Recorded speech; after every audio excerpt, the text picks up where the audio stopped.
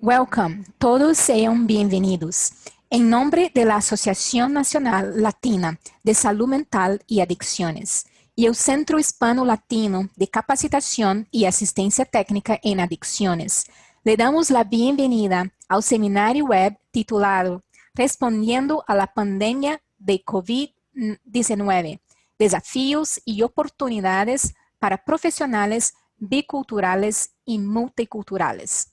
Mi nombre es Faricia Prado, soy psicóloga brasileña y trabajadora social clínica licenciada en el estado de Georgia en los Estados Unidos. Les presentaré la versión traducida al español de esta conferencia web que se organizó originalmente en inglés y tuve como anfitriona Maxine Henry, codirectora del Centro Hispano-Latino de Capacitación y Asistencia Técnica en Adicción. Antes de presentarles a la presentadora invitada de hoy, aquí hay algunas breves instrucciones. Este seminario web está archivado y también se está grabando en portugués. Al final de la presentación habrá una sesión de preguntas y respuestas que se generó en la presentación en vivo en inglés y también fueron traducidas para presentarlas aquí. También fue solicitado que los participantes completasen una breve evaluación de satisfacción que es importante para el trabajo que el ATTC hace y los brinda la oportunidad de mejorar esfuerzos de capacitación, aunque no obtuvieran créditos de educación continua para este evento, planean hacerlo para eventos futuros. Los certificados de finalización están disponibles a pedido. Así que comencemos. Permítame presentarles el Centro Hispano-Latino de Capacitación y Asistencia Técnica en Adicción y su equipo. El Centro Hispano-Latino de Capacitación y Asistencia Técnica en Adicción tiene sede en la Asociación Nacional Latina de Salud Mental y Adicciones, NALBA, por sus siglas en inglés, ubicada en Nuevo México. NALBA se estableció para satisfacer la necesidad de una voz nacional unificada para las poblaciones latinas en el campo de la salud mental y adicciones y para llamar la atención a las grandes disparidades que existen en las áreas de acceso, utilización e investigación basada en la práctica y personal adecuadamente capacitado.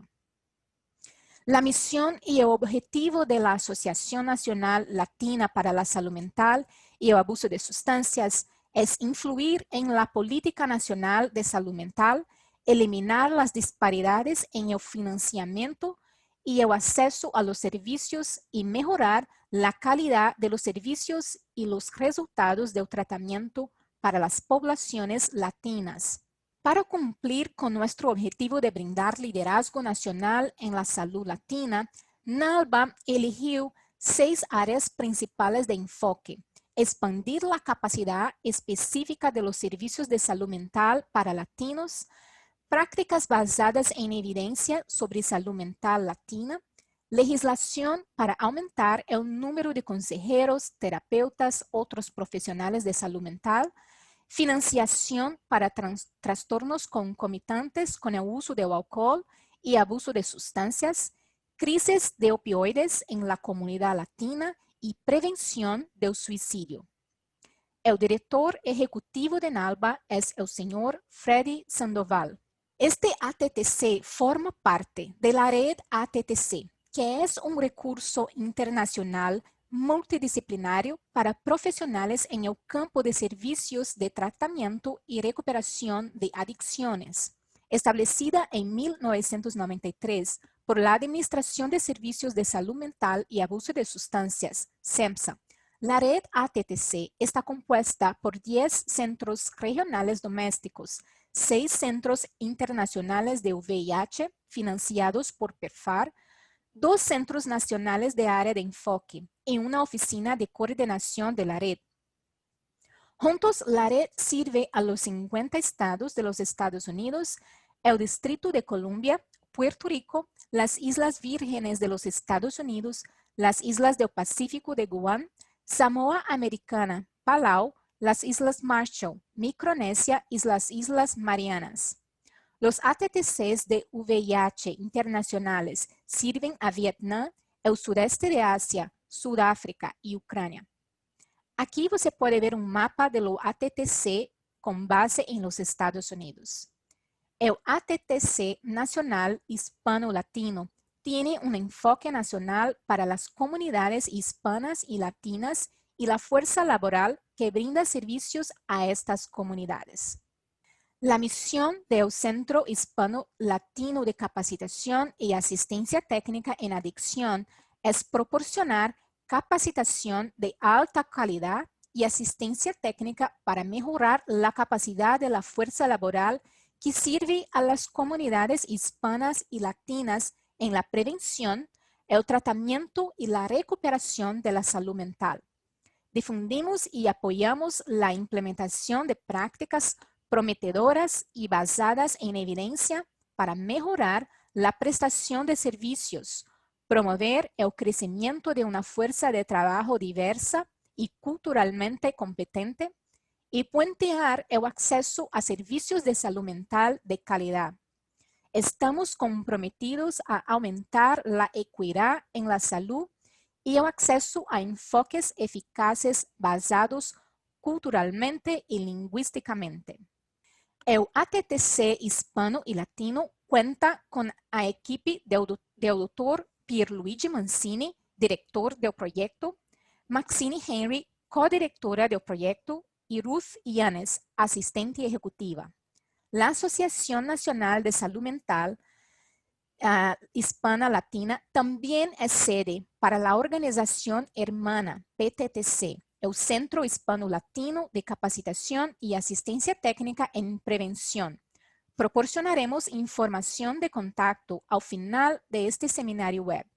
La estimada presentadora de hoy es la doctora Marilyn Laila Zampillo, psicóloga clínica especializada en salud mental integrada y disparidades de salud entre poblaciones minoritarias.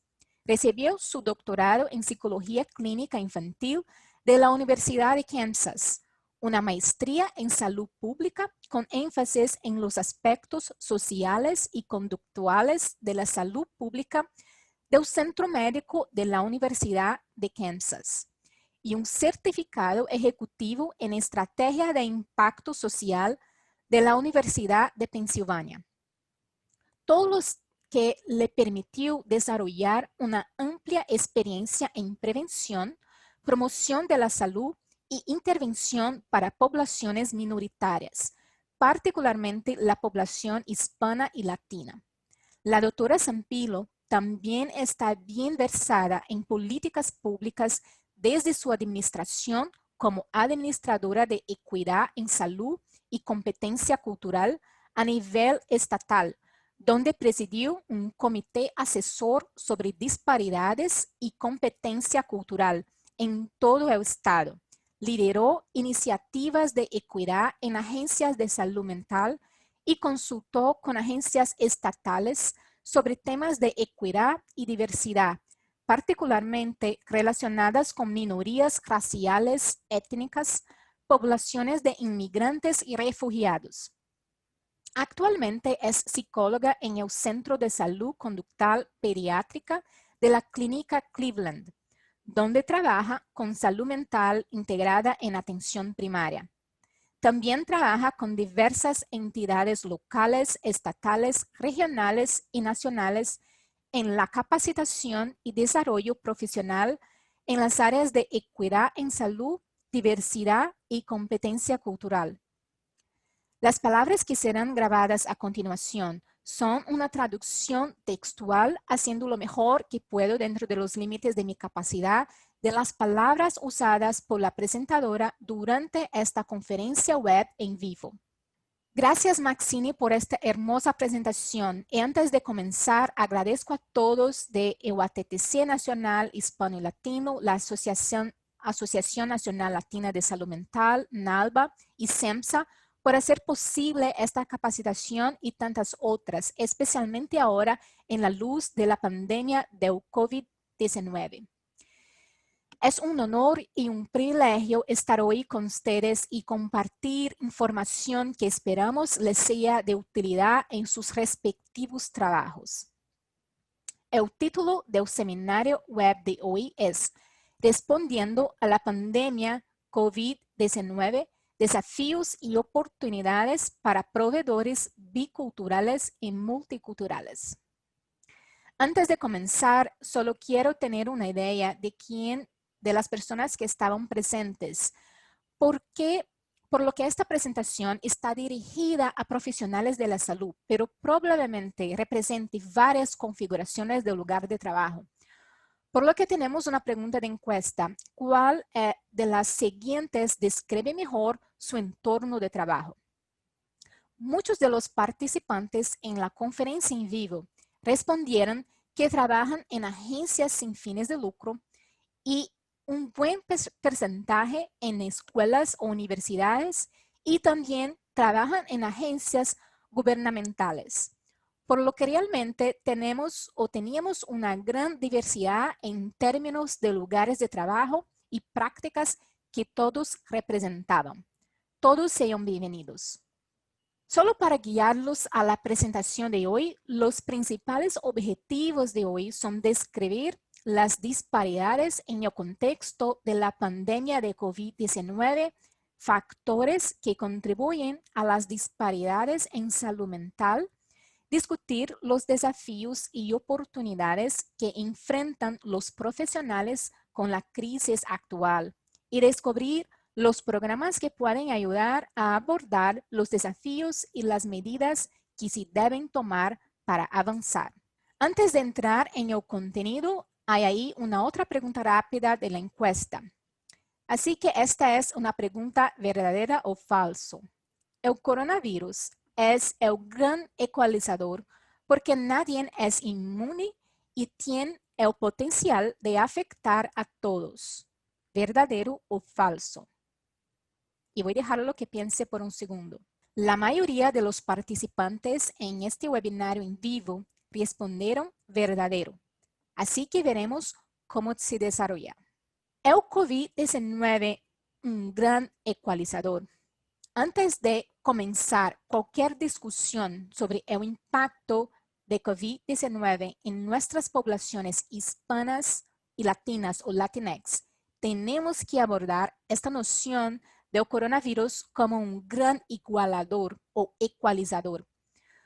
Pero porque nadie es inmune y todos se ven afectados independientemente del país, como vemos su propagación global y sin importar género, raza, etnia, credo y otras cosas más, es el gran ecualizador y sin embargo vemos titulares como estos. Un precio terrible, las disparidades racionales mortales de COVID-19 en Estados Unidos. La desigualdad estadounidense se encuentra con COVID-19. Preocupaciones con COVID-19 sobre el aumento de las disparidades. Las representaciones dispares de las comunidades de color y el impacto del coronavirus en los jóvenes negros, incluso cuando se pensaba que los jóvenes estaban protegidos del virus. Cada vez más vemos más titulares específicos sobre el impacto desproporcionado en los hispanos y latinos, dejando a muchos preguntándose o cuestionando que se necesita cambiar. Y espero que la presentación de hoy pueda darte algunos pensamientos o ideas al respecto. Aunque los que vieron son solo una muestra de los titulares, me gustaría revisar algunos de los datos que muestren estas disparidades. A su izquierda, vemos profundas disparidades raciales con las comunidades negras y afroamericanas más dramáticamente afectadas. Como puede ver ahí, los afroamericanos representan una parte modesta de la población, pero representan la mayoría de las muertes por coronavirus. A su derecha vemos datos del condado de King en Washington, que fue el sitio de uno de los brotes iniciales de COVID-19, y en el condado de King vemos una tasa de infección más alta para las poblaciones negras y hispanas o latinas en comparación con otras poblaciones. Y en comparación con las expectativas, dada su representación en la población general del estado. Lo que es importante tener en cuenta aquí es que estos datos se reflejan en otros estados, lo que demuestra que estas comunidades de color son particularmente vulnerables a contraer el virus, enfrentan complicaciones del virus y mueren trágicamente por el virus. Si bien vemos disparidades en la morbilidad y la mortalidad, también vemos que estas mismas comunidades experimentan una parte desproporcionada de la carga económica de COVID-19, como se describe aquí. Los hispanos y los afroamericanos reportan más interrupciones laborales, pérdida de empleos y estrés financiero. Para poner esto en perspectiva, los hispanos y latinos tienen la tasa de desempleo más alta en los Estados Unidos, alrededor del 18%, en comparación con la tasa nacional de alrededor del 14.7%. Y permítanme dirigir su atención a la parte inferior derecha de esta diapositiva. Vemos que entre los entrevistados, los hispanos reportaron gran preocupación por pagar su factura de celular o internet en abril. Ahora piense que esto significa a la hora de acceder a la salud vía telesalud o telemedicina en este momento. Esto es algo que definitivamente debemos considerar a medida que avanzamos. Estas cifras sobre la carga económica son consistentes con investigaciones recientes sobre el impacto de la pandemia en la salud y el bienestar, donde los hispanos y latinos representan una mayor proporción de quienes afirman que el virus es una amenaza e incluso una gran amenaza por sus finanzas personales, vida diaria y su propia salud. Y realmente solo refleja COVID-19 como la amenaza actual. Pero sabemos que los impactos de COVID-19 en los hispanos y latinos serán duraderos y algunas estimaciones indican para que esta población tardará al menos una década en recuperarse. COVID-19 es el gran igualador. La respuesta es no. Es una pregunta algo complicada porque aunque el virus en sí no puede discriminar, la sociedad actual con sus arraigadas inequidades permite que el virus llegue a los más vulnerables y a aquellos que han sido empujados a los márgenes de la sociedad. Entonces, ¿por qué el coronavirus tiene un impacto desproporcionado en las comunidades de color, incluidos los hispanos y latinos? Porque vivimos en un ecosistema complejo de disparidades como resultado de desigualdades persistentes. Por lo que esta figura captura capas interconectadas de desigualdades que se construyeron unas sobre otras en el nivel más amplio. Pensamos en la discriminación y el racismo y las políticas que han resultado en injusticia histórica y legados de opresión sistémica.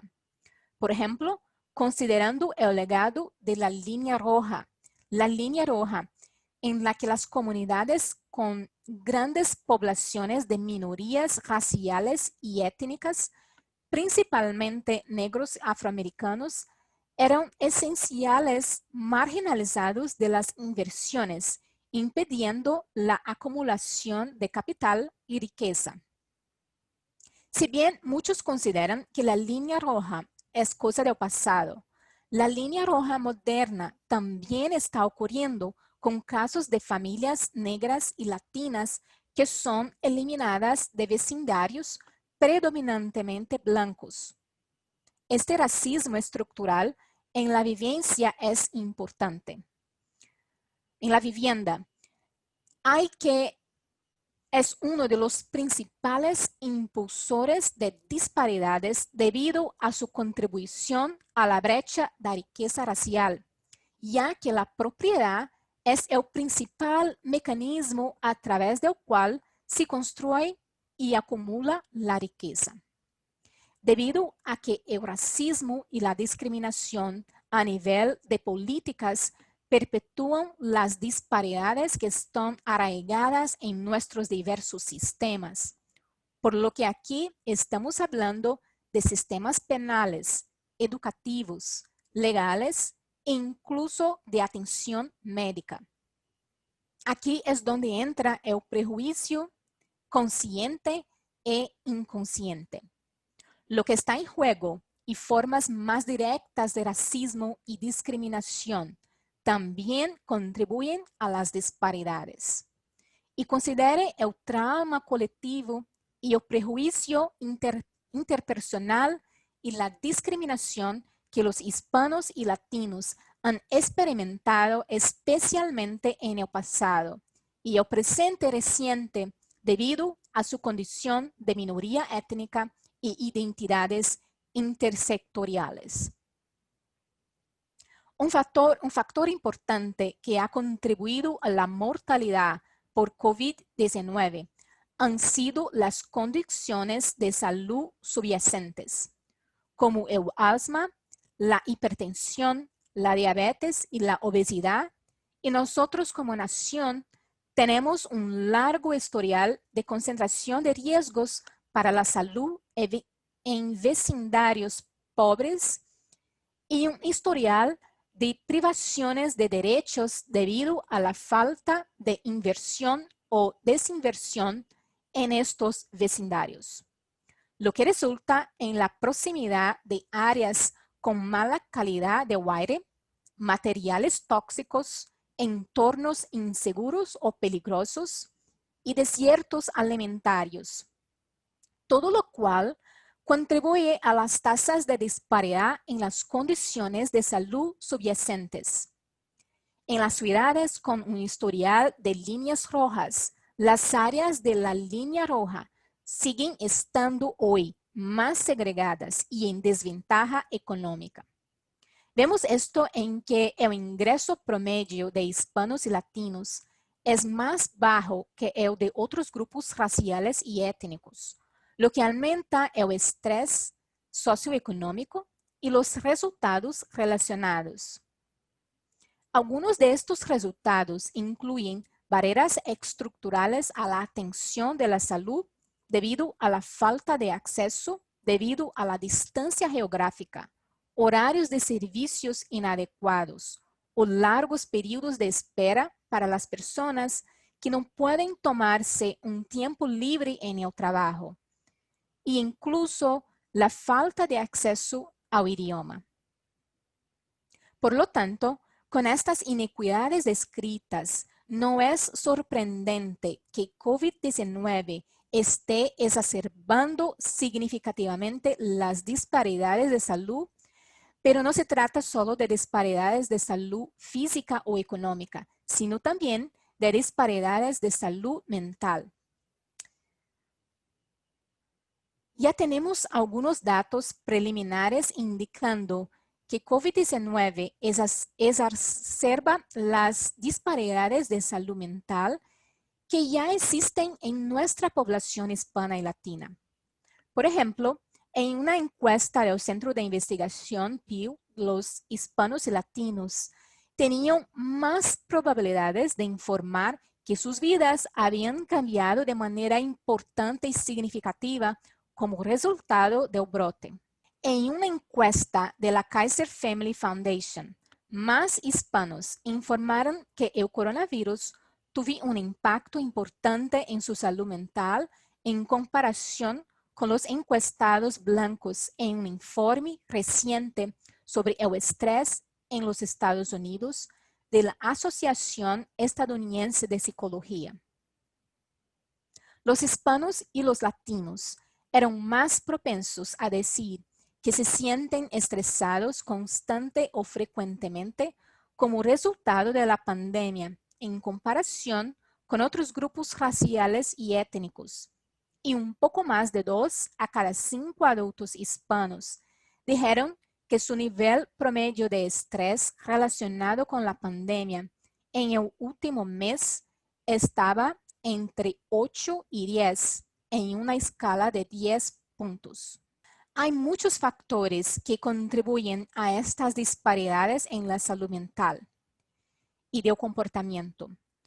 Y ya hemos hablado un poco sobre la carga desproporcionada sobre la población hispana latina, pero en términos de estrés diario, considere la posible exposición a trabajadores esenciales, como muchos trabajadores hispanos y latinos.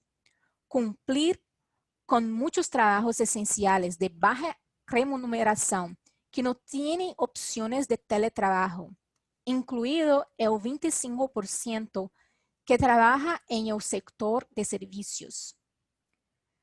También me gustaría destacar solo algunas cifras que indican que 4 personas hispanas y latinas conocen a alguien que ha sido infectado con COVID-19 y 3 latinos tienen 3 veces más probabilidades de conocer a alguien que murió de COVID-19 en comparación con sus colegas blancos.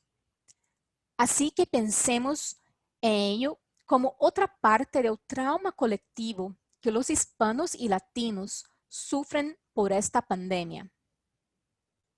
La dificultad inherente de participar en las estrategias de mitigación recomendadas debido a las circunstancias personales, familiares y financieras que impulsan estas disparidades, que pueden incluir la falta de acceso a licencias pagadas, lo que hace que las personas trabajen incluso cuando pueden estar enfermas. Pueden vivir en áreas densamente pobladas o en hogares con varias generaciones que dificultan el distanciamiento social y pueden no tener acceso cerca de supermercados o farmacias, lo que dificulta que se queden en casa.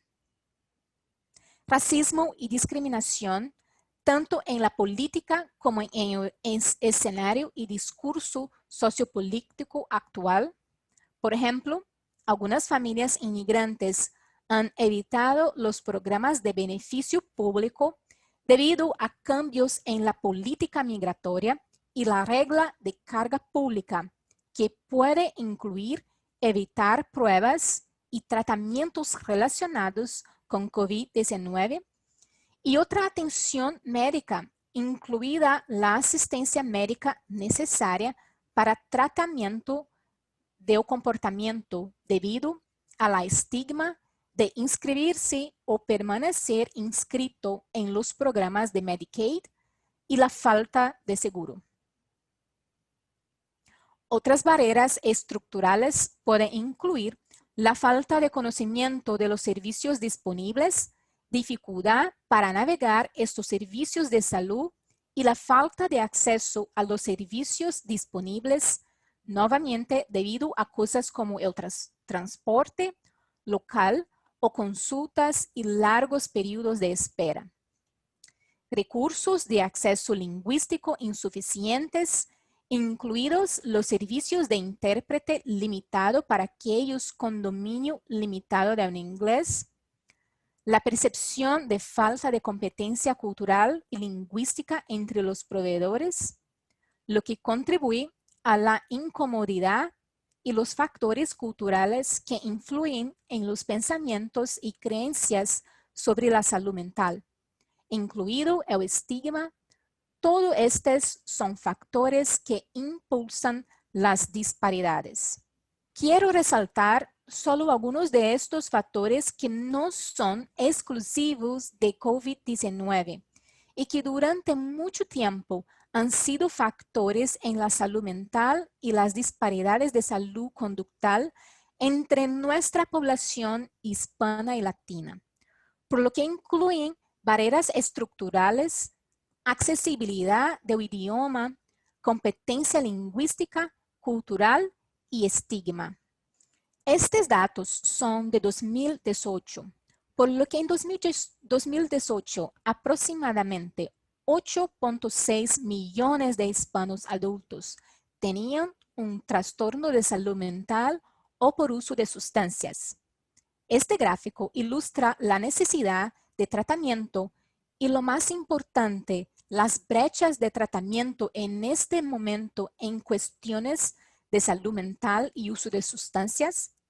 Y eso fue en 2018, por lo que puede ver que antes de COVID-19, la brecha en la necesidad y el tratamiento ya era bastante impresionante e indicaba las grandes disparidades en salud mental. Y ahora se superpone a la crisis actual con estos números y estamos viendo la exacerbación de estas disparidades en el contexto de una crisis sin precedentes. Los proveedores bilingües, biculturales y multiculturales han estado en condiciones de abordar esta brecha de alguna manera y quiero hacer otra pregunta de encuesta antes de discutir esto con más detalle. Una de las principales fortalezas de los proveedores bilingües, biculturales y multiculturales puede ser dominio del idioma, comunicación intercultural, conocimiento cultural, habilidades interculturales o todo lo anterior. En este seminario web en vivo, la gran mayoría seleccionó todo lo anterior. Muy bien, estás correcto. Proveedores bilingües, biculturales y multiculturales han sido muy valiosos en los intentos de abordar estas disparidades y serán aún más críticos en los esfuerzos para ayudar a cerrar esta brecha a medida que continúe el impacto de la pandemia. ¿Y por qué? Para los proveedores bilingües y para algunos proveedores multiculturales y biculturales, la capacidad de brindar atención a los hispanos y latinos en sus idiomas preferidos, puede ser el español, mejora la experiencia del paciente o del cliente, ya que el idioma es un vehículo de cultura. Los proveedores bilingües también pueden sortear las barreras del idioma de una manera cualitativamente diferente a los monolingües. También existe la noción de que los proveedores culturales de diversos orígenes culturales tienen una familiaridad y una comprensión única de aspectos específicos de la cultura, lo que les da la capacidad de trabajar con pacientes hispanos y latinos desde un enfoque basado en fortalezas, arraigado no solo en las fortalezas de la cultura, sino también en la experiencia compartida. También hay una gran cantidad de literatura sobre las fortalezas o beneficios que confieren la competencia cultural. Una revisión integral de esta competencia constructiva para la competencia cultural está más allá del alcance de esta prestación, pero me gustaría resaltar algunos de los aspectos relevantes cuando se trata de la prestación de servicios.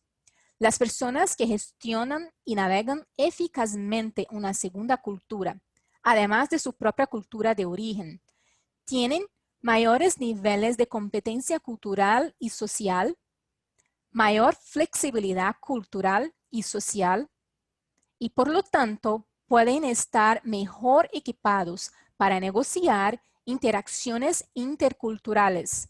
Por lo tanto, son capaces de reconocer y utilizar aspectos de competencia cultural en contextos de evaluación, y tratamiento.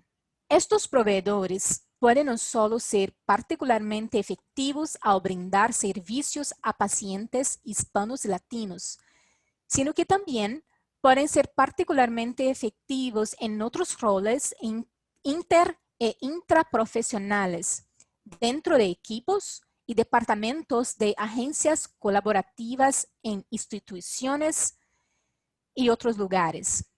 Mi competencia cultural, si ha sido vista a través de la lente de empresas y organizaciones, además de ofrecer beneficios únicos más allá de los componentes cognitivos de mi competencia cultural, como el conocimiento cultural, para incluir componentes de comportamiento como la adaptabilidad y las habilidades de comunicación intercultural.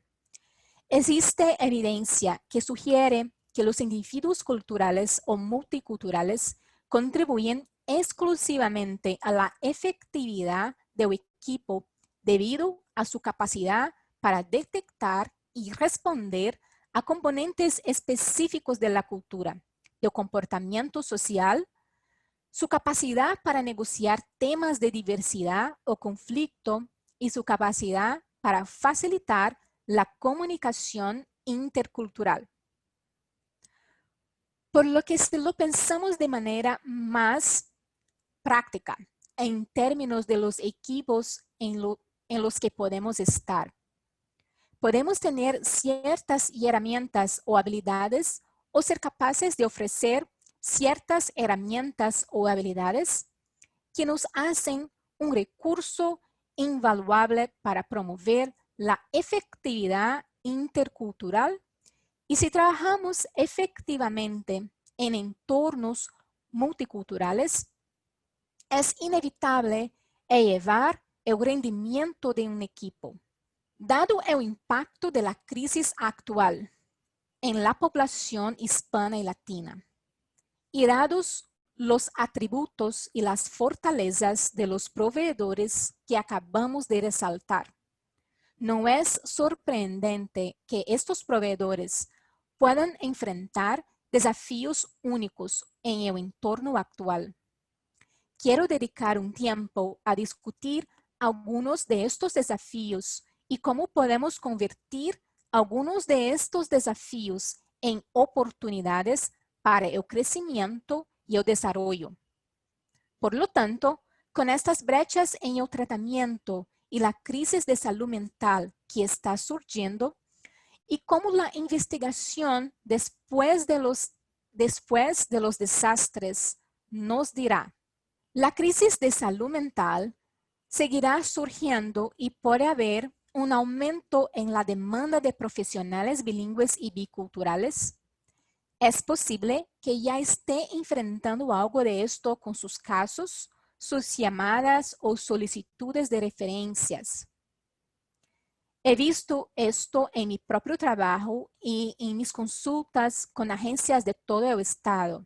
La cuestión de proveedores de salud mental de habla hispana más accesibles o gratuitos es muy frecuente, por lo que como proveedores bilingües y biculturales, la carga de esta crisis en términos de prestación de servicios puede ser única y nuevamente es posible que ya la esté experimentando y si no es así, puede esperar encontrarse en posiciones en las que se le pida que interprete cuando un colega está en problemas por falta de acceso a recursos lingüísticos o puede encontrarse actuando como un intermediario cultural para pacientes atendidos en su lugar de trabajo. Es posible que ni siquiera sean sus pacientes, pero debido a la demanda o los recursos limitados, es posible que se le pidan que ayude y solo queriendo ayudar de la forma que más le agrade. En estas circunstancias únicas, como proveedores bilingües y biculturales que representan una fracción de la fuerza laboral de salud mental, puede haber solicitudes de usted que es bilingüe y o bicultural para ayudar a cerrar esta brecha, brindando asesoramiento o capacitación sobre problemas de competencia cultural para la población hispana y latina. Como el idioma representa un aspecto de tu identidad personal y tienes que determinar si esto es algo con lo que siente cómodo o esta solicitud es apropiada. Así que tenemos muchas cosas para navegar aquí. Entonces, ¿cómo podemos tratar estos desafíos como oportunidades de crecimiento y desarrollo? Bueno, primero es importante ser intencional y estratégico y cualquier rol adicional que pueda asumir, ya que pueden requerir lo que haga. Usted piensa en cómo puede lidiar con estos desafíos si surgen reflexionando sobre lo que se siente cómodo y con lo que no se siente cómodo y dónde puede sentir que puede haber conflictos o límites que puede cruzar. Cuando piensas en estas cosas, te da espacio para dar forma a tu propia participación. Puedes establecer expectativas y límites y puedes decidir contribuir o ayudar de maneras que te parezcan auténticas. Y yo diría que el sentimiento de autenticidad, de ser auténtico en tus identidades profesionales y la información personal es increíblemente importante. Quiero compartir dos historias personales que ilustran de lo que estamos hablando aquí. Así que en primera instancia, cuando mi clínica estaba pasando de la atención presencial a la virtual, tenían problemas para usar intérpretes con plataformas en línea. Por razones de tiempo y la necesidad, me ofrecí a ayudar. Normalmente no lo había hecho, pero fue no medio del caos inicial de colegas de atención primaria que aprendieron a usar plataformas virtuales. Las conexiones se cayeron, las llamadas virtuales se perdieron, así que sentí la necesidad de ayudar a aliviar el estrés de algunos de mis amigos y colegas y de ayudar a los pacientes que posiblemente se estaban perdiendo sin una comunicación adecuada. Entonces, ayudar a interpretar recomendaciones o facilitar la comprensión de instrucciones breves parecía una forma de ayudar en estas circunstancias únicas. Pero después de cada instancia de ayuda, reiteré que esto era exclusivo del estado actual de las cosas y que necesitábamos encontrar una solución a largo plazo. En otro caso, recibí un mensaje de un colega preguntándome si podía llamar a una familia con dominio limitado del inglés y determinar sus necesidades. Esta solicitud fue un poco más incómoda, ya que no era un paciente de mi clínica con quien no había tenido ningún involucramiento ni contacto. Por lo que hablé con el colega para pedirle una aclaración sobre la pregunta. Y cuando quedó claro que era algo que podía lograr a través de otros mecanismos y no estaba dentro de mi rol, redirigí esta solicitud y ayudé a disponer de los recursos adecuados para realizar esta llamada. En ambos casos, pude haber tomado decisiones diferentes, pero consideré el costo para el paciente, el proveedor y para mí, y tomé acciones que fueran intencionales y que me parecieran auténticas. También desde una perspectiva de cuál es la solución a largo plazo para estos problemas. Ciertamente podría ayudar, pero no ayuda a resolver el problema, por lo que está identificando y reiterando que existe una brecha o necesidad de servicios y como agencia deberíamos pensar estratégicamente en cómo resolverlo. Como proveedor multicultural y bilingüe, se le puede pedir o reclutar, en algunos casos más inadecuado, se le puede colocar una expectativa que ayudará en los esfuerzos para abordar problemas multiculturales más amplios o problemas de competencia cultural en su agencia. De esta manera, le piden que se desempeñe como consultor y defensor más allá de sus responsabilidades diarias. Esto puede ser un desafío tanto profesional como personal. Nuevamente, ¿cómo podemos considerar este desafío como una oportunidad de crecimiento o desarrollo? Primero, comienza con lo que te sientes cómodo haciendo.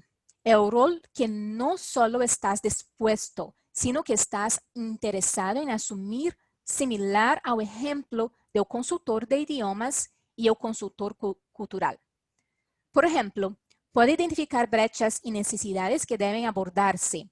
Una de las cosas más importantes que cualquiera puede hacer para promover la equidad es preguntarse cuándo hay una brecha, qué se está haciendo para llenarla y por qué los miembros de una población en particular no están respondiendo su pregunta de divulgación. Preguntando cuándo o por qué un servicio puede parecer desventajoso para algunos. Y si que cuestiona que estas brechas salgan a la luz, existe el dicho de que si no está roto, no lo arregles, pero tampoco puedes arreglar lo que no sabes que está roto. Así que tal vez te sientas cómodo ayudando a construir la infraestructura y brindar apoyo para este tipo de trabajos, para que encuentres a otras personas interesadas y comprometidas con este trabajo y desarrolles comités o grupos de trabajo para definir metas y expectativas y tratar de medir tu progreso. Creo que una de las formas en que los proveedores bilingües y bilingües biculturales pueden estar particularmente comprometidos ahora si está interesado en presionar el botón de inicio sobre cómo apoyamos a personas como nosotros en el lugar de trabajo. Por lo tanto, hay problemas de reclutamiento y retención no solo de proveedores bilingües y biculturales, sino de otros proveedores de diversos antecedentes en salud conductual. Y creo que se está trabajando mucho en términos de tratar de reclutar y atraer a estas personas a entornos de salud mental. Pero, ¿qué pasa con el apoyo después de la contratación? Como proveedores que piensan en soluciones a largo plazo, puede considerar qué necesidades tiene o qué necesidades tenía en el pasado al integrarse en su lugar de trabajo. ¿Fue un ambiente seguro? ¿Se valoraron varios aspectos de su identidad?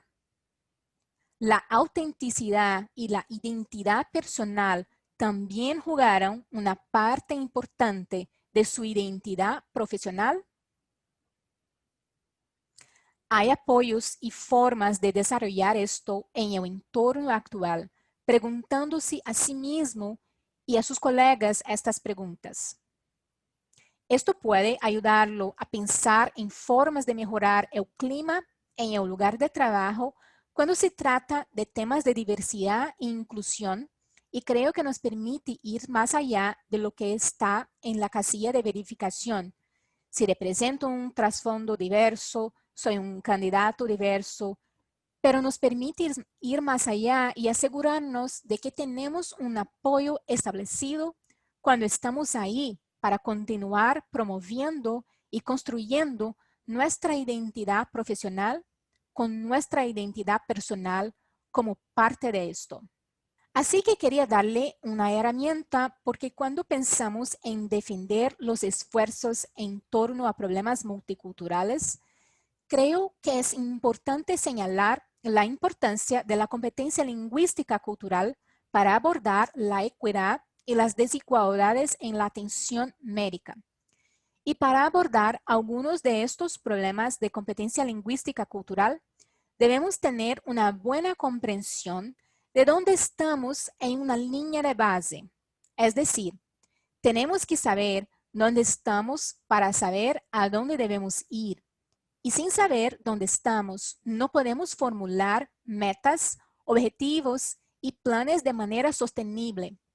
Y no podemos saber medir el progreso o cuáles son los indicadores de progreso. Esta herramienta es una autoevaluación y es una excelente manera de establecer una línea de base y está disponible en el Centro de Competencia Cultural de Georgetown, donde ofrecen una gran cantidad de información valiosa. Definitivamente creo que esta es una buena herramienta para usar como punto de partida para aquellos de ustedes que están tratando de mejorar los esfuerzos de competencia lingüística cultural dentro de sus agencias. Otro desafío pueden ser las restricciones o limitaciones de la telemedicina. Y como un proveedor bilingüe y bicultural, siento que puede ser más difícil honrar este valor cultural del personalismo en ausencia de sesiones presenciales. Entonces, ¿cómo se presenta esto como una oportunidad? Es posible que podamos aumentar el alcance para algunos. Sin embargo, hay un calificativo dentro de ese alcance. Como mencioné anteriormente, los hispanos y latinos eran más propensos a preocuparse por pagar sus facturas de teléfono celular o internet de banda ancha durante la pandemia. Por lo que esto es algo que si queremos continuar expandiendo ese alcance, tendremos que abordar a través de políticas y promoción para que la telesalud no solo sea sostenible, sino equitativa, para que podamos llegar a más personas con esta plataforma. También podemos involucrar a algunas personas que han tenido más dificultades en las consultas en persona debido a varias barreras estructurales. O podemos involucrar mejor a aquellos que son más vacilantes en el tratamiento en persona, por lo que para cierta presión social en un entorno cara a cara puede ser un desafío y telemedicina puede ser más cómodo porque ellos mismos se encuentran en un ambiente más cómodo en sus hogares o los permite poner cierta distancia entre ellos y el proveedor. Además, puede permitir una mejor atención centrada en el paciente, a través de la cual usted también puede involucrar a otras personas que el paciente identifica como importantes para su tratamiento. Por ejemplo, si es difícil lograr que ambos padres asistan a una sesión presencial debido a horario laboral u otras razones, la telemedicina puede ser una opción preferible debido a la mayor flexibilidad y programación o porque solo tiene una audiencia cautiva cuando está interactuando con una persona en el hogar. Entonces, es posible que pueda involucrar a más personas que el paciente haya identificado como esenciales para su tratamiento. Y debido a que el cambio a la telemedicina puede haber sido bastante abrupto para algunos, sé que lo fue para nosotros, ofrece la oportunidad de priorizar el personalismo y la simpatía. Hay un mayor enfoque en desarrollar la relación de una manera a la que quizás no tenemos acostumbrados, porque se nos permite enfatizar realmente estos valores. Una cosa que me parece útil es reconocer de antemano que esta modalidad puede no ser a la que están acostumbrados y qué inquietudes tienen al respecto, lo que ayuda a generar confianza y te brindan estrategias para mejorar la atención en relación a estas modalidades. Desafío número 4. Esto no es exclusivo de bilingües y biculturales, pero aquí también hay consideraciones importantes para nosotros. Creo que es imperativo resaltar el hecho de que nosotros como proveedores no somos inmunes a los impactos del COVID-19 Y ese hecho puede tocar la intersección de nuestras identidades profesionales y personales, por lo que seré honesta y vulnerable aquí por un momento, porque creo que es importante y creo firmemente en el poder de la narración. Mi familia es una familia de muchos inmigrantes, fueron o son esos trabajadores esenciales, algunos con un dominio limitado del inglés, y no puedo recordar un momento en el que la casa de mi familia no fuera un hogar multigeneracional. Así que cuando pienso en los desafíos que los hispanos y latinos enfrentan con esta pandemia, yo pienso en ellos, pero nosotros somos ellos. Mencioné los desafíos que enfrentan los profesionales a los que se les pide ser intermediarios culturales lingüísticos. Y eso es exactamente lo que soy cuando mi familia me necesita. Por lo que puede ser difícil separar el sufrimiento colectivo de nuestra gente con nuestras propias experiencias y nuestros propios roles profesionales. Así que cuando la gravedad del virus se hizo evidente por primera vez, trabajé duro para asegurarme de que mi familia, ya sea por un dominio limitado del inglés o por problemas de educación para la salud, extendiera bien los pasos que debían tomar para mantenerse a salvo. Pero no estaban seguros de entender que en sí mismo se sentía como un trabajo de tiempo completo, asegurarse de que entendieran lo que tenían que hacer. Y un miembro de mi familia fue hospitalizado debido a COVID-19. Tuve que estar sola durante la mayor parte de su estadía en el hospital, pero estábamos seguros de que tendría un intérprete si era necesario.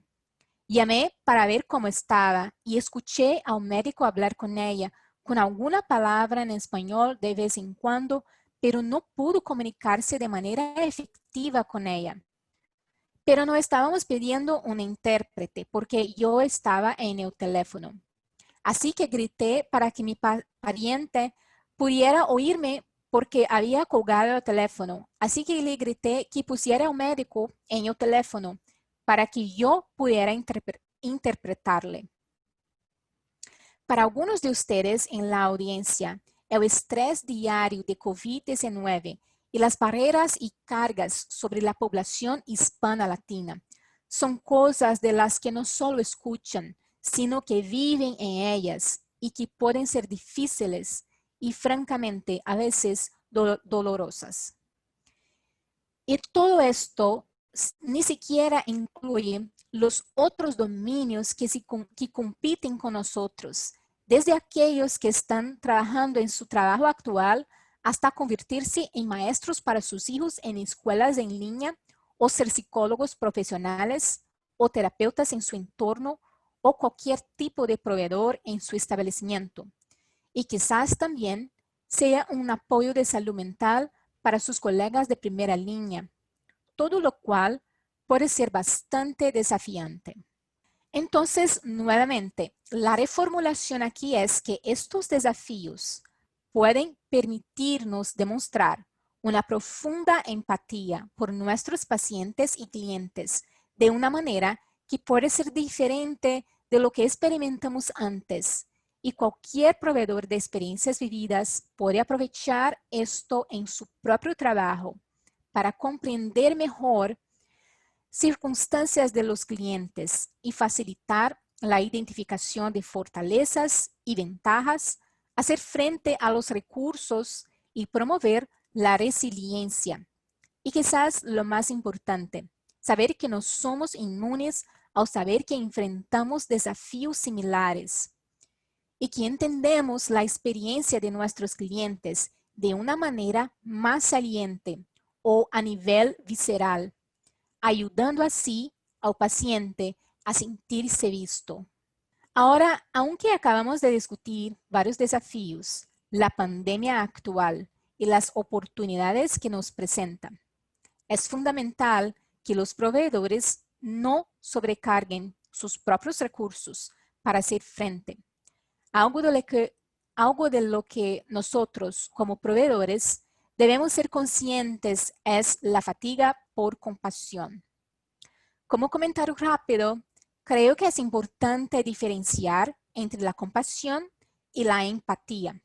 Por lo que mientras que la empatía es el sentimiento de comprender las emociones o los estados emocionales de los demás, la compasión es el sentimiento de simpatía por otra persona que está sufriendo y el deseo de aliviar su sufrimiento de alguna manera o abordar la causa de su sufrimiento.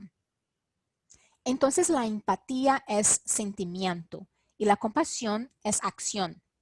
La fatiga por compasión es relevante aquí porque, por supuesto, somos proveedores y ahora brindamos atención a personas que colectivamente están experimentando una variedad de impactos y sufrimiento, pero además, si tomamos medidas para convertir algunos de estos desafíos en oportunidades, es posible que estemos tomando medidas adicionales o asumiendo responsabilidades adicionales que pueden llevar al desgaste y es fundamental que nosotros como proveedores no perdamos de vista la importancia de cuidarnos con los recursos adecuados para afrontarlo.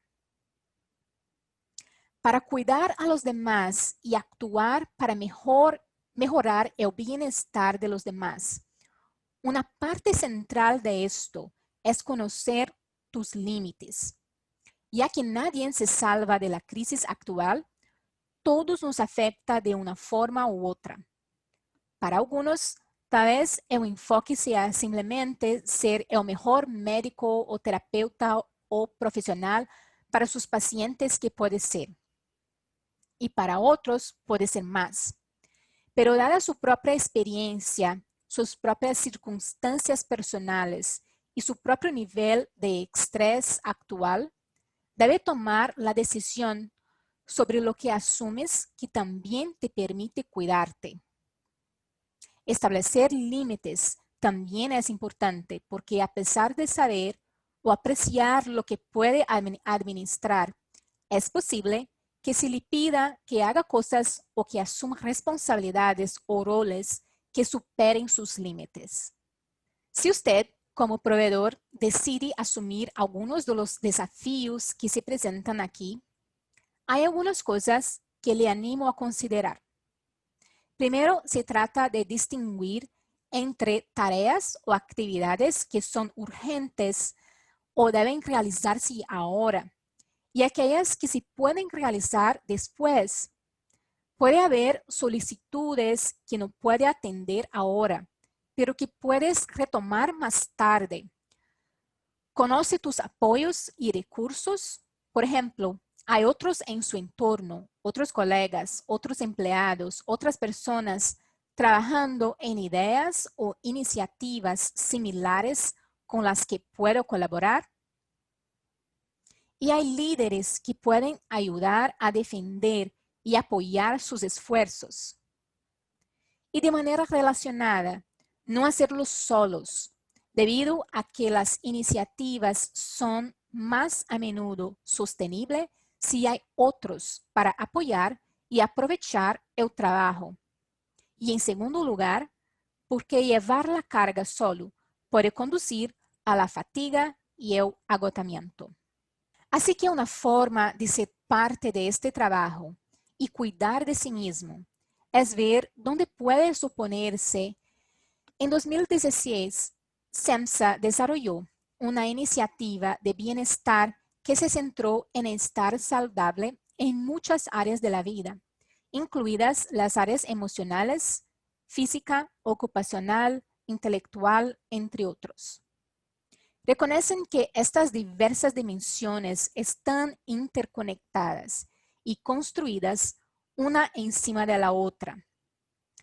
Por lo que cuando piensen en desafíos que se convierten en oportunidades, los que discutimos u otros que usted encuentra, encajan en algún lugar entre sus dominios de bienestar. Si es así, Esta puede ser una forma para que los dos funcionen en el mismo espacio y promuevan aspectos de autocuidado. De la misma manera, si el trabajo le da sentido o propósito a la vida de alguien, que esto es parte del bienestar y puede volver a hacerlo donde las cosas pueden suponerse. Adicionalmente, cuando pensamos en lidiar con el autocuidado, es para combatir el cansancio o la fatiga por compasión y prevenir el agotamiento. Es importante tener interés o actividades ajenas al trabajo, mientras que nuestro trabajo puede ser nuestra misión y estar alineado con nuestros valores. El trabajo puede ser difícil y tener otros objetivos no relacionados con el trabajo pueden ser igualmente importantes. Asimismo, haz un balance y pregúntate si tienes un equilibrio entre las actividades que te nutren o reponen y las que realmente te agotan. En la práctica de la gratitud, darse a uno mismo gracia y compasión también son formas de promover un afrontamiento saludable y de autocuidado. Ahora, solo una palabra sobre la gratitud. Existen cargas culturales pesadas o relevancia cultural cuando se trata de la gratitud y mucho de lo que sabemos sobre la gratitud proviene de la perspectiva estadounidense. Por lo que si bien la gratitud puede ser una estrategia de afrontamiento positiva para muchos, probablemente existan diferencias, expresiones culturales de comprensión y significado derivadas de la gratitud que también deben ser consideradas. Esta es solo una representación más concreta de poder alinear oportunidades vinculando el bienestar. Pero lo que esta herramienta es básicamente una forma de auditar su bienestar, por así decirlo. La forma en que funciona esta herramienta es que estos son los dominios representados aquí y notarás que hay líneas concéntricas o círculos que van de mayor a menor. Hay 10 líneas técnicamente y lo que haces es clasificar dónde te encuentras actualmente en cada dominio de bienestar. Tal vez sea uno, porque ese dominio de bienestar es particularmente bajo para ti. O tal vez estás 10 en tu bienestar en ese otro dominio. Entonces, de alguna manera, cae en estos dominios de bienestar y dependiendo de dónde se encuentre, puede decidir que algunos requieren más de su atención o algunos tal vez, una vez que desee concentrarse en el cuidado usted mismo. Y luego, cuando mencioné, tal vez sepa que convertir estos desafíos en oportunidades o hay oportunidades que podrían encajar en algunos de esos dominios cuando creo que tal vez caigan en la investigación intelectual o el desarrollo profesional, la resiliencia emocional, el bienestar social, pero solo pensando en tal vez donde algunas de las cargas o responsabilidades adicionales que asumimos pueden estar ocurriendo durante este periodo, donde también podrían encajar en nuestro bienestar personal. Luego hablo sobre la crisis, posiblemente aumentando la carga sobre bilingües, biculturales y multiculturales. ¿Cuáles son algunas formas de ayudar a resolver esto? Así que quiero hablar sobre dos modelos o esfuerzos programáticos con los que estoy segura de que puede estar familiarizado. Pero me gustaría hablar sobre ellos en el contexto de la crisis actual. Por lo que el primero es un esfuerzo en el que participé el año pasado. Es un programa comunitario de navegación de salud mental regional en Ohio. Básicamente, establecemos estos programas comunitarios de salud mental en centros regionales dentro de Ohio y el programa de navegador de salud mental sirve como un puesto de coordinación central. Las personas que desempeñan este papel de explorador son trabajadores sociales clínicos con licencia y ambos sirven como una entidad para realizar el tipo inicial de entrada y detección, pero también para localizar recursos y facilitar referencias. También promueven la participación en la atención de la salud del comportamiento o salud mental, proporcionando a las personas que llaman o visitan información inicial sobre salud mental, tratando de reducir ese estigma y luego asignando recursos o conectándolos con los recursos de manera adecuada. También brindan apoyo para el cliente y, de hecho, el navegador de salud mental opera una especie de ventanilla única.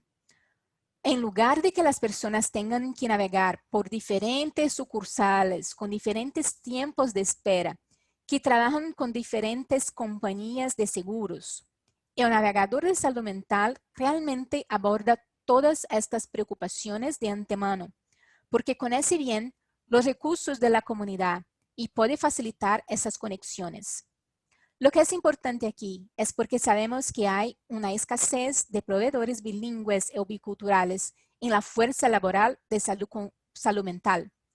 El navegador de salud mental será realmente útil e increíblemente valioso para tratar de garantizar que los clientes o pacientes potenciales estén conectados con los recursos que se aseguran de ofrecer los servicios lingüísticos adecuados con servicios de interpretación adecuados. Un agente cultural es un programa diferente. Los agentes culturales están destinados a servir como puentes o vínculos entre personas o grupos de diferentes orígenes culturales. Así que considérelos como un puente hacia los dos mundos, por así decirlo. Juegan un papel crítico en la salud porque conocen las creencias y valores de salud de sus miembros del grupo cultural, pero también saben cómo navegar el sistema de salud de esta manera.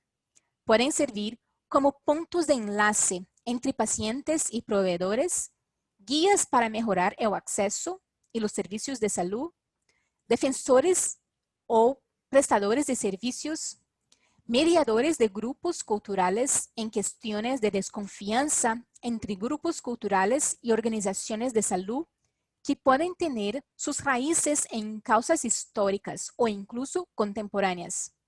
Y también pueden servir como catalizadores del cambio para ayudar a las organizaciones a ser más inclusivas y orientadas por valor con temas de cultura y diversidad. El modelo fue desarrollado por un amigo profesional y colega, Isaac Baez, y él acuñó su programa de agente cultural como un programa de aliados culturales para enfatizar tanto el empoderamiento de la comunidad como el agente que opera más como un aliado de la comunidad y no necesariamente como el agente que opera o no necesariamente como un cliente individual. Por lo que estos son los dos esfuerzos programáticos que también esperan llenar este vacío y podrían ser esfuerzos o programas sobre los que cualquiera podría estar interesado en aprender más en términos de ayuda a construir sus propios servicios.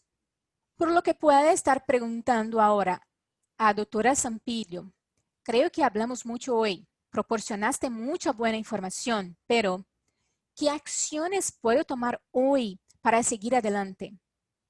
Debido a que me gusta enfatizar la acción intencional, ofrezco solo una muestra de algunas cosas que algunas personas pueden hacer en el futuro. Por lo que la primera es que usted puede participar en la promoción para que pueda abogar por que su agencia o institución tenga un plan de competencia. Un plan de competencia lingüística cultural como una forma de abordar las disparidades de manera concreta, tal vez comience con una conversación sobre cómo hacer una evaluación utilizando la herramienta que mostré anteriormente. Tal vez implique formar un grupo de trabajo para discutir el inicio de un plan, o tal vez implique simplemente hablar con un líder sobre la idea.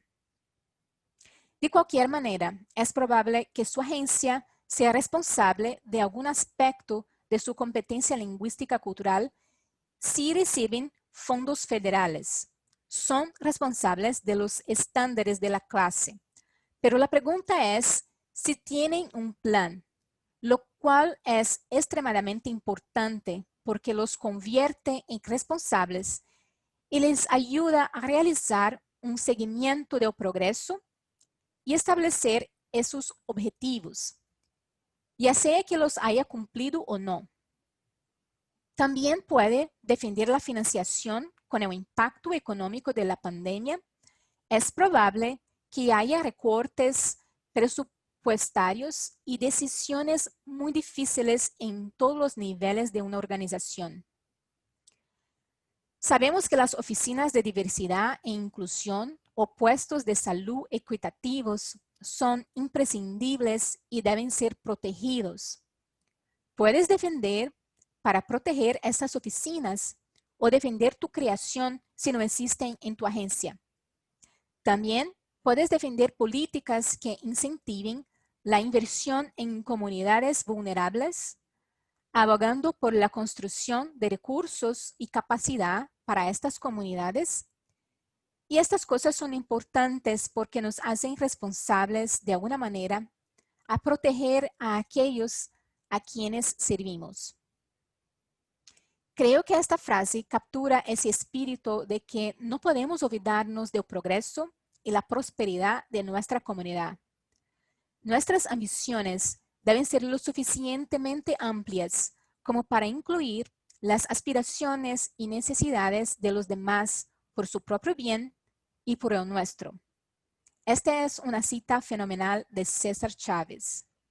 También puede participar en la participación de la comunidad, lo que puede significar desarrollar una comprensión de cómo la comunidad circundante o las comunidades a las que sirve se vieron afectadas por la pandemia.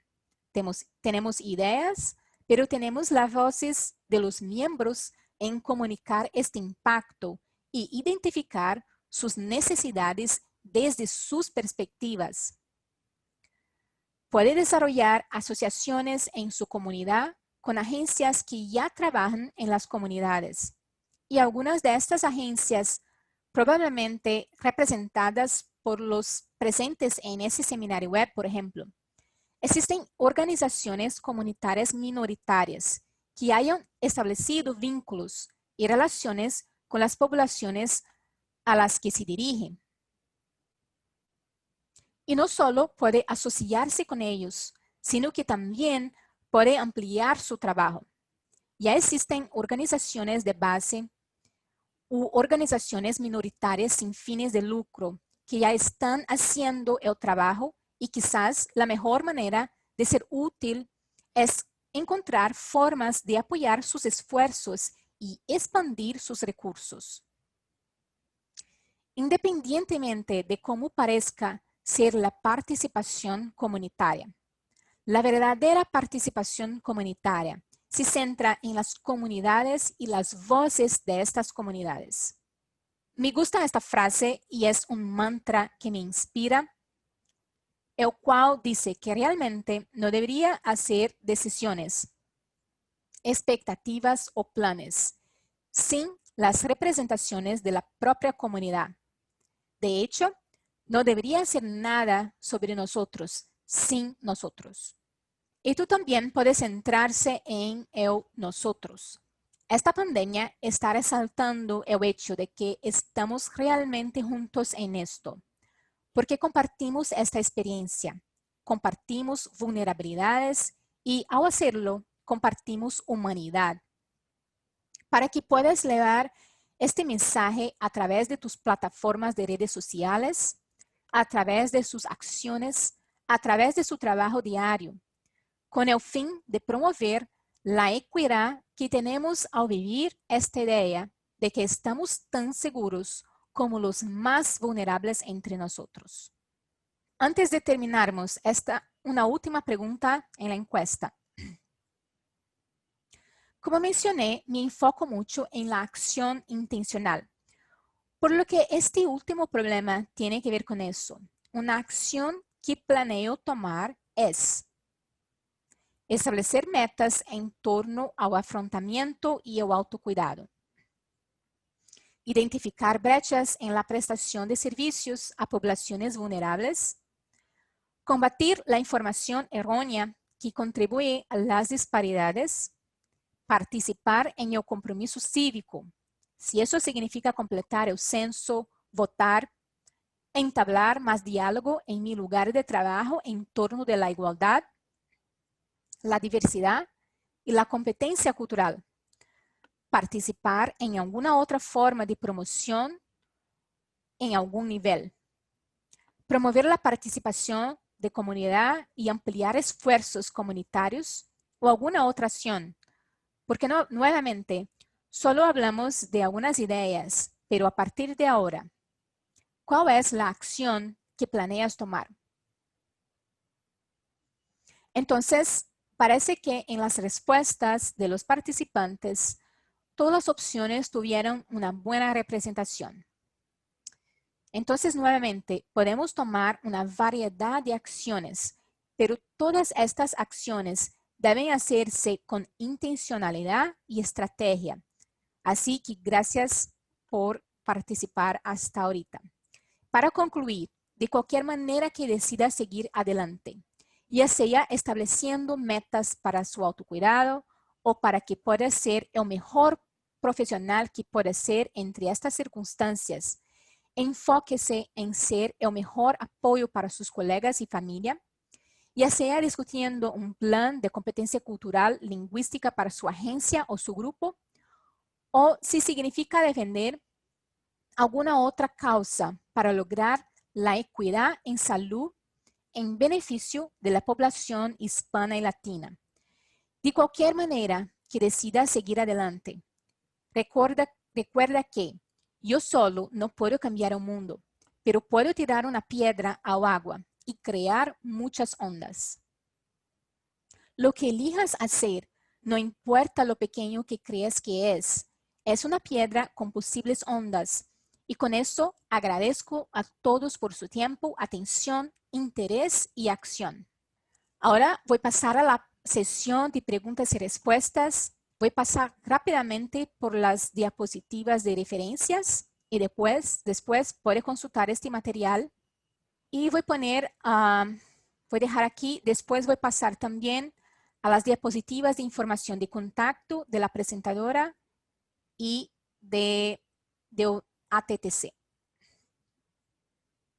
Entonces, esta parte de preguntas y respuestas fue coordinada por Maxine Henry. Y ella comenta, fue increíble, una gran información para poder ver nuestro propio poder y la forma en que ha reformulado los desafíos que probablemente muchos de nosotros estamos enfrentando y algunas opciones para convertirlos en oportunidades y soluciones que puedan durar más allá de COVID-19. Entonces, gracias, doctora Sampilo. La primera pregunta, me gustaría escuchar más ideas sobre lo que se podría hacer para aumentar la fuerza laboral bilingüe y bicultural de salud mental. Creo que esta es una pregunta fantástica, especialmente porque sabemos que representan un pequeño porcentaje de la fuerza laboral en la salud mental actual. Y es algo que estamos tratando de aumentar activamente. Por lo que una de las cosas es realmente aprovechar las circunstancias actuales de una manera, como mencioné a lo largo de esta presentación. Hoy todos se ven afectados por la pandemia actual y los jóvenes en particular se ven afectados por la pandemia actual y pueden estar experimentando cosas como ansiedad y estrés en formas que no necesariamente habían experimentado antes. Lo que abre la oportunidad de crear conciencia sobre la importancia de la salud mental y la importancia de los proveedores de la salud mental. Y por lo tanto, para aquellos de nosotros que estamos aquí hoy, sin duda les pido que hablen o se involucren en estas discusiones con los jóvenes para construir esta fuerza laboral, especialmente si es bilingüe, bicultural, pertenece a diversos orígenes culturales, ya sea por país de origen, herencia u origen étnico. Hablando con personas que representan antecedentes similares sobre el valor de la salud mental, ya que se destaca ahora y es casi tangible y concreto, realmente puede ayudar a generar interés en la profesión, pero también a construir un camino de acceso que necesitamos construir. También puede comenzar a asociarse con universidades locales, colegios comunitarios locales, incluso escuelas de enseñanza de ensino medio. En mi experiencia personal, yo no sabía que la psicología era un campo hasta que tomé una asignatura, una clase de psicología avanzada en la escuela secundaria. Pero de hecho, fue en la universidad cuando decidí que quería hacer un doctorado en psicología. De hecho, fui a la universidad tomando fisioterapia porque eso era lo que quería hacer inicialmente. Y luego cambié de dirección porque hablé con un profesor de psicología que me abrió los ojos a un mundo de la psicología y rápidamente cambié de dirección. Por lo tanto, creo que llegar a los jóvenes más temprano en la vida escolar para crear un tipo de conducto que ayudará a construir esta fuerza laboral. Y Maxine comenta, gracias, estos son consejos realmente factibles. La próxima pregunta, María preguntó, ¿cómo un proveedor puede incorporar la cultura a través de la telemedicina? Fantástica pregunta, porque uno de los desafíos que planteé es que sentimos que existen algunas limitaciones o restricciones en lo que respecta a la telemedicina. Creo que una de las mejores formas de incorporar la cultura a la telemedicina es ser más proactivo al preguntar sobre cultura.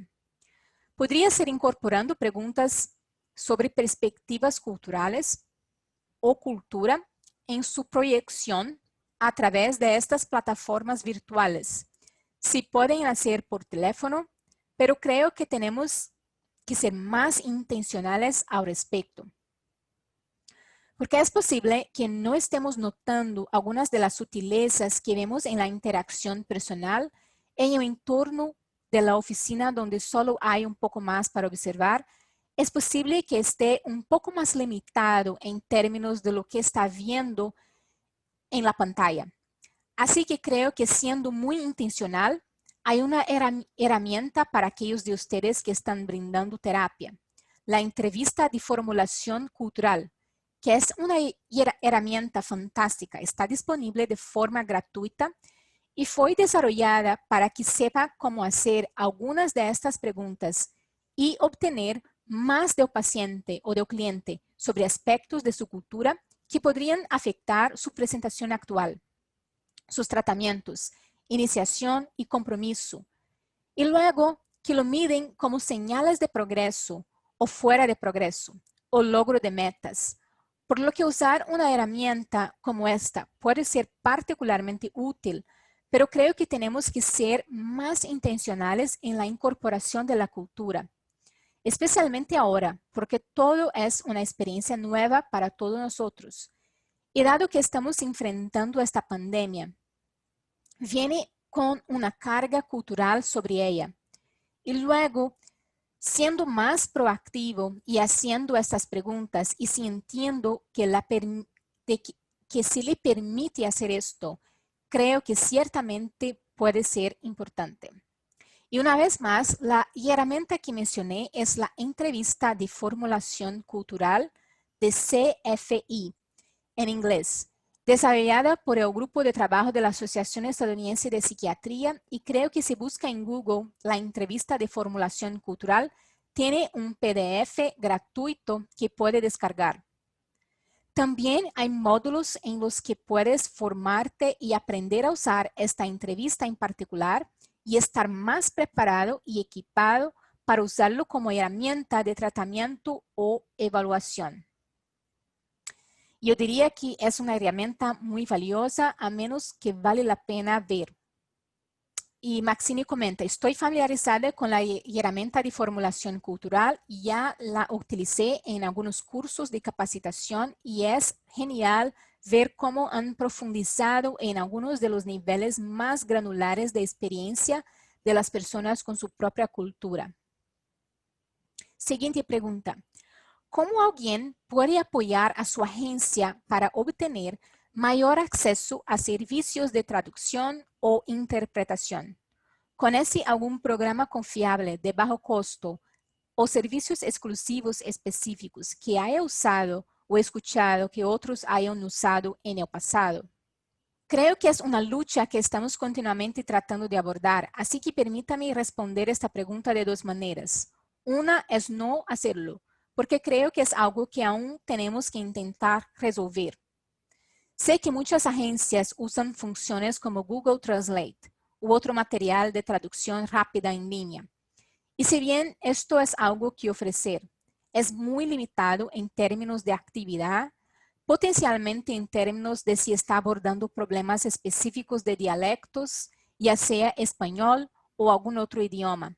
Así que creo que es importante ser consciente de las limitaciones de este tipo de cosas. Pero ciertamente entiendo que si no tienes estos recursos disponibles, tienes que depender de herramientas como esta. Pero dicho esto, personalmente no sé de opciones de traducción de bajo costo que se puedan difundir rápidamente. Creo que es extremadamente importante defender estos recursos en su agencia o institución, ver cuáles son los diferentes servicios de interpretación y o traducción que hay disponibles, porque obviamente cuando hablamos de traducción, hablamos de interpretación. Estamos hablando del paciente y su comunicación con su proveedor. Y por lo tanto, tal vez comprender cuáles son sus opciones o su disponibilidad para eso. Y esto puede ser algo en lo que se asocia o se comunica con las agencias comunitarias locales que trabajan con estas poblaciones. A menudo tiene algunas ideas sobre la mejor manera de lidiar con esto. Y tal vez también tengan acceso a algunos recursos para poder brindar algunos de estos servicios. Sé que esto es algo que ustedes saben, incluso a nivel estatal, cuando trabaja para el Estado, que luchamos para tratar de asegurarnos de que pudiéramos hacer la interpretación y traducción adecuadas, pero también hacerlo económicamente.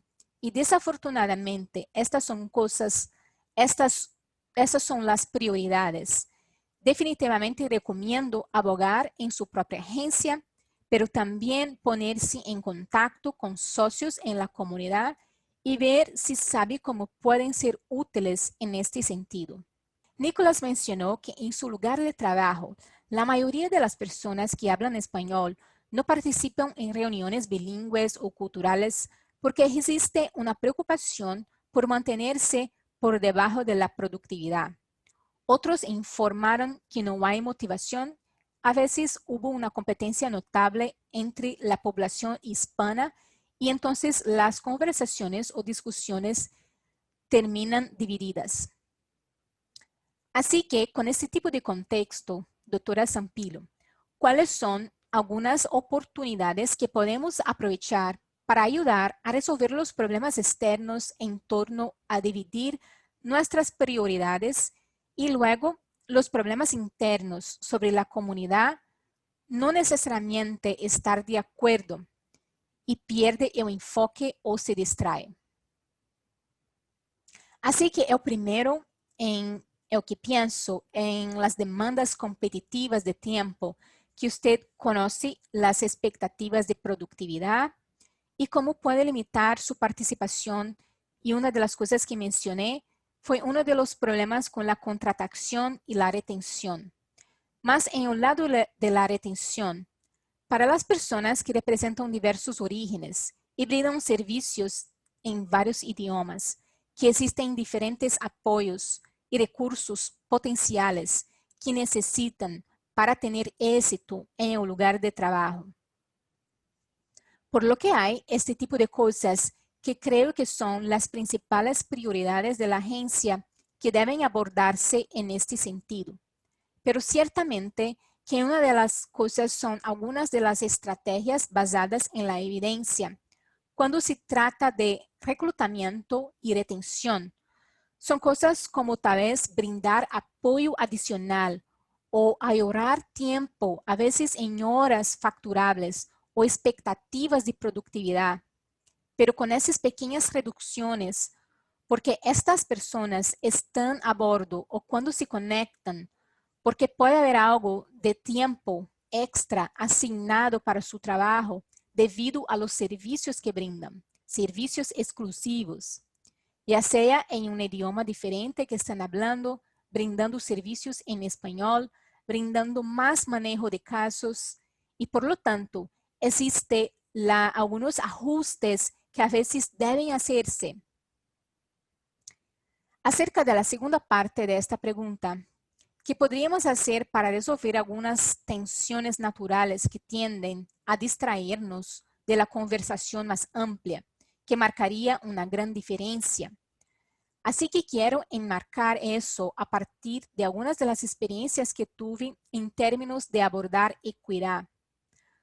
Por lo que trabajé en diferentes grupos de trabajo, en diferentes comités, donde naturalmente solo hay prioridades en competencia en diferentes perspectivas sobre dónde deben establecerse las prioridades o dónde deben implementarse las estrategias. Y a veces esto puede crear un poco de tensión y potencialmente algún conflicto.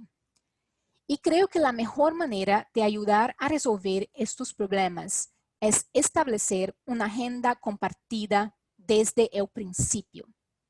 Así que extraigo estas lecciones de la estructura de impacto colectivo que realmente me gusta. Si quieres investigar esta estructura de impacto colectivo, que es fantástica para la participación comunitaria de la coalición comunitaria, cosas como esta, pero realmente trato de enfocarme en la agenda compartida para que todos puedan tener nuestras propias metas o prioridades individuales, pero al final del día, generalmente estamos tratando de establecer una agenda compartida donde todos pueden tener algunas necesidades satisfechas. Y ahí es donde realmente enfatizo frente a cualquier tipo de comité, de grupo de trabajo, cuáles son los objetivos compartidos y luego establecer una agenda compartida que puede o no abordar necesariamente todas sus prioridades identificadas individualmente, pero sin duda mantendrá a las personas enfocadas en este objetivo común o agenda común, pero creo que a veces no hacemos este trabajo con anticipación porque es un trabajo duro y tendemos a ignorarlo y a saltar a lo que vamos a hacer. Y a veces hacer más trabajo al principio nos ayudará a popar algunos problemas al final.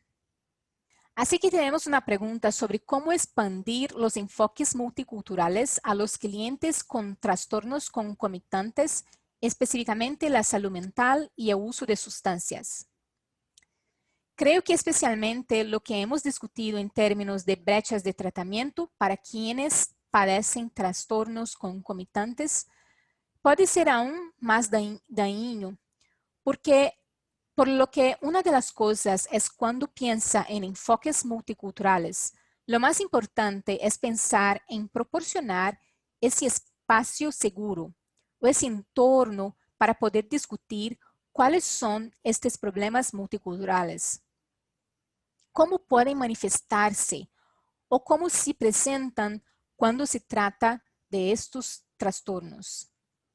sin enfocarme realmente en uno u otro, sino tratando de comprender la intersección de ambos y la intersección de la cultura. Y por lo tanto, una de las cosas que creo que es realmente útil para eso, y luego mencioné, fue la entrevista de formulación cultural, porque creo que es una manera de abordar algunas de estas cuestiones multiculturales, pero también permite que el proveedor o la persona que lo administra vea dónde están los espacios en que debemos intentar usar la cultura dentro de un enfoque basado en las fortalezas, ventajas, puntos positivos, e incorporar eso en el tratamiento y los objetivos del tratamiento. Ahora puede hablar sobre consideraciones importantes de personas que quieren ser aliados culturales, pero que no son latinos o hispanos en cuanto a origen o identidad, pero que conocen la cultura por otros medios como círculos familiares y de amistad o experiencia personal.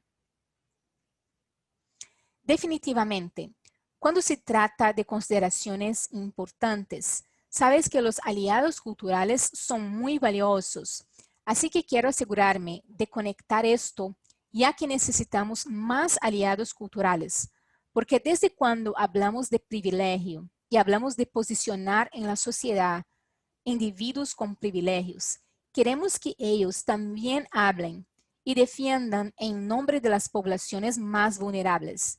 Y al mismo tiempo, lo más importante que pienso de ser un aliado cultural es amplificar las voces de aquellos que están hablando de esa experiencia específica, haciendo una combinación de incidencia, pero también amplificación. Y creo que aquí es donde se pueden ver algunos signos de tensión, ya que existe cierta tensión con las personas que pueden hablar por el grupo o tienden a hablar en nombre del grupo. Y lo que están haciendo en forma de apoyo y orientación, pero no están permitiendo espacio, no están permitiendo que el otro grupo use su voz también, por lo que es parte de equilibrar la defensa y la amplificación. Y siempre tratar de pensar en la amplificación como una especie de voz de fondo sobre cómo amplificar algo que existe actualmente. Estoy amplificando la voz de esa persona en la sala. Estoy amplificando la voz de este grupo vulnerable o marginado. Es decir, si tus acciones están amplificando estas voces, creo que esta es probablemente la consideración más importante que sabes que debería tener. Y Maxine comenta, la idea sobre los aliados es una conexión tan poderosa en la comunidad y todas las voces son importantes. Por lo que para todos los que habían pedido previamente que estuvieran realmente atentos a las opciones de traducción e interpretación, una participante, Leslie, ofreció la información de que su agencia usa Transperfect para traducción, por lo que puede ser una opción para las personas. Entonces, otra pregunta. María le gustaría saber cuando un proveedor refiere, estoy aceptando un paciente o un cliente, cuando un proveedor refiere a alguien a una agencia comunitaria. ¿Cuáles son algunos consejos para conectar la comunicación entre el proveedor y la agencia comunitaria? Esta es una muy buena pregunta porque a veces tenemos esta brecha y en ocasiones puede facilitar o dificultarlo si esa persona busca o asiste a la consulta inicial de la otra agencia. Así que ahí es donde está el buscador de salud mental de la comunidad o alguien que encaja en ese rol increíblemente importante, ya sea un navegador de pacientes o un navegador de salud mental de la comunidad. Así que solo hablaré sobre el navegador de salud mental de la comunidad. Por lo que la función de esta persona en este puesto es realmente crear esta conexión para que llamen a la otra agencia para trabajar con ella, para programar la cita e incluso verifican para asegurarse de que la persona asista a esta cita. Por lo que hará una llamada de seguimiento, pero el navegador de salud mental básicamente hace la conexión inicial, por lo que es casi como una transferencia cálida desde su posición, si también brinda información sobre qué esperar de esta consulta inicial, para que el paciente o cliente permanezca un poco más cómodo con las circunstancias o la situación. Y nuevamente es más probable que asista a esta cita o que parezca un poco más cómoda. Con eso en mente, y el navegador de salud mental también aborda cualquier barrera potencial que en este punto de contacto inicial, entonces la conexión es parte. Verifican si la agencia acepta su seguro, si ofrecen interpretación en persona o si va a estar en un iPad o si será por teléfono, para preparar al cliente y al proveedor y en ocasiones tener este rol como contacto será particularmente útil. Sé que no todas las agencias pueden hacer esto o tener esto, pero todo lo que tú puedes hacer como proveedor para ayudar a suavizar esa referencia, hágalo en una transferencia cálida, amigable, por así decirlo. Aumentará las posibilidades de que la persona que confía en usted y tiene una relación establecida con usted asista a su consulta. Si puede proporcionar más orientación y una conexión más fácil, incluso a veces algo simple como, mira, aquí es el nombre de una persona y esa agencia a la que me refiero, con quien quiero que hable si tiene un problema.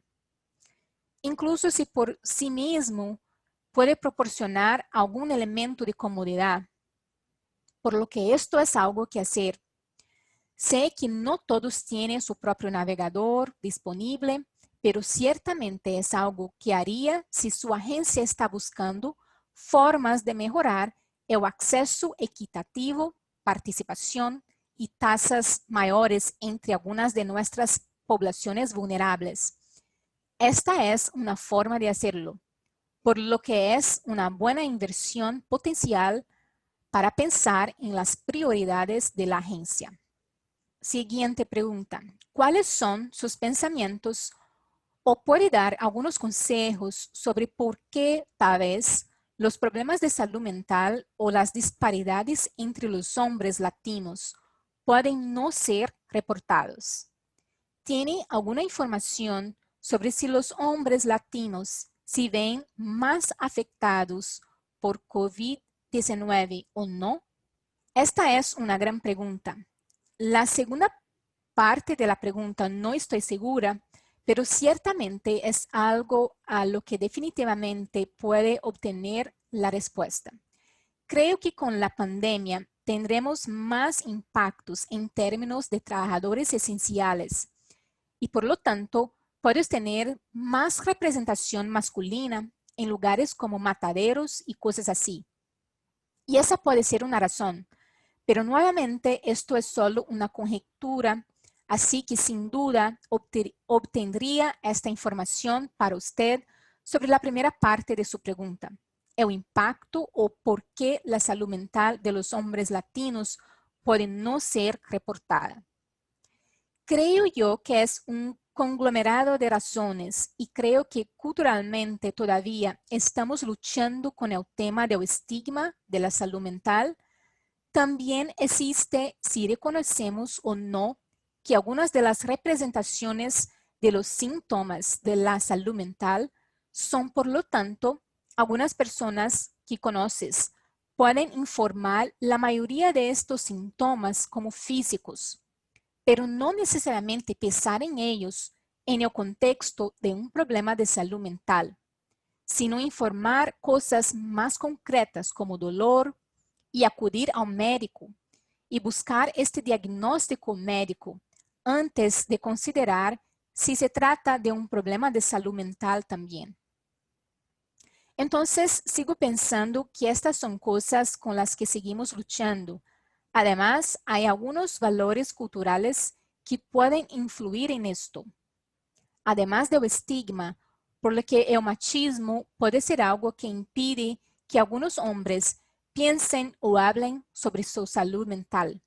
Y eso no significa que sea una cualidad negativa o un valor negativo, porque no tiene algunas fortalezas asociadas, pero también puede servir como factor cultural de la razón específica de este subregistro de hombres latinos. Pero creo que es en parte una falta de reconocimiento, una falta de comprensión o de comunicación. Quizás ni siquiera poder comunicar lo que les está sucediendo exactamente en una forma que sugiere o capta la parte de salud mental. Y ahora dos más preguntas. Una es, ¿cómo recomendarías que los proveedores incluyan a familiares durante las consultas, especialmente de telemedicina? Antes que nada, siempre es importante preguntarle al paciente quién es importante para su cuidado, quién es importante, quién no está en la habitación, y sé que no estamos físicamente en la habitación, necesariamente porque estamos hablando de telemedicina. Pero ¿quién crees que es importante para esta reunión? Y saber quiénes son estos individuos y luego buscar la manera de invitarlos a una sesión, obviamente con los pacientes que conoces con permiso expreso. Creo que la telemedicina ofrece la posibilidad de hacer eso, pero solo sé por experiencia personal, puedo involucrar a más miembros de la familia porque estaban allí cuando llegaron a la oficina. De hecho, solo vinieron con un cuidador o un miembro de la familia. Pero solo por la naturaleza de que simplemente pasan más, ya sea en casa por cuarentena o solo en casa, porque a la hora de este servicio es un poco más accesible a otros familiares. Horarios invitándolos o empezando por esta tener la conversación de quién más necesitamos involucrar aquí. Obviamente, esto girará en torno a la perspectiva y las preferencias del paciente, por lo que realmente queremos usar la perspectiva y el enfoque centrados en el paciente para estos problemas, otras formas de involucrar a la familia y el cuidado, en virtud de aprovechar esta audiencia presente, de modo que si están presentes y el paciente está dispuesto a involucrarlos. Podría preguntar, me di cuenta de que no nos acercamos a la perspectiva de tu padre o la perspectiva de tu madre sobre esto. Están en casa. Es algo que podríamos hacer potencialmente. Y sorprendentemente, la mayoría de las veces, algunas personas han sido realmente receptivas a eso, por lo que estamos capturando una audiencia cautiva y al mismo tiempo nos aseguramos de respetar y cumplir con las preferencias centradas en el paciente para aquellos involucrados en su atención. Así que puede haber casos en los que sería potencialmente beneficioso involucrar a más personas, pero es esencial para este paciente, es decir, siempre sopesando estas cuestiones también. Y Maxine comenta, esta opción de saber aprovechar que un familiar está ahí, poniendo siempre al paciente primero y siempre permitiéndole su elección y haciéndole saber lo beneficioso que puede ser, pero respetando cuando no está abierto a esto. Absolutamente, esto es increíblemente importante. Solo adherencia allí, solo piense en este valor si voy a hacer generaciones pequeñas y también correctas. Entonces, para los adolescentes y los padres, puede ser un poco diferente. Y luego puede haber alguna tensión o algún conflicto sobre por qué quería que estas personas se involucraran. O, por supuesto, le gustaría que los padres o cuidadores participaran y, por lo tanto, estar siempre atento a esto. Y las diferencias generacionales o también las diferentes perspectivas generacionales. Bueno, entonces llegamos al final de esta presentación. Voy a ponerte la diapositiva sobre contactos para obtener más información sobre el ATTC Nacional, Hispano y Latino. Información de contacto de la presentadora. Y a respecto de la evaluación de satisfacción para los que pudieran completarla. Y más una vez, muchas gracias por su participación y tenga un gran día.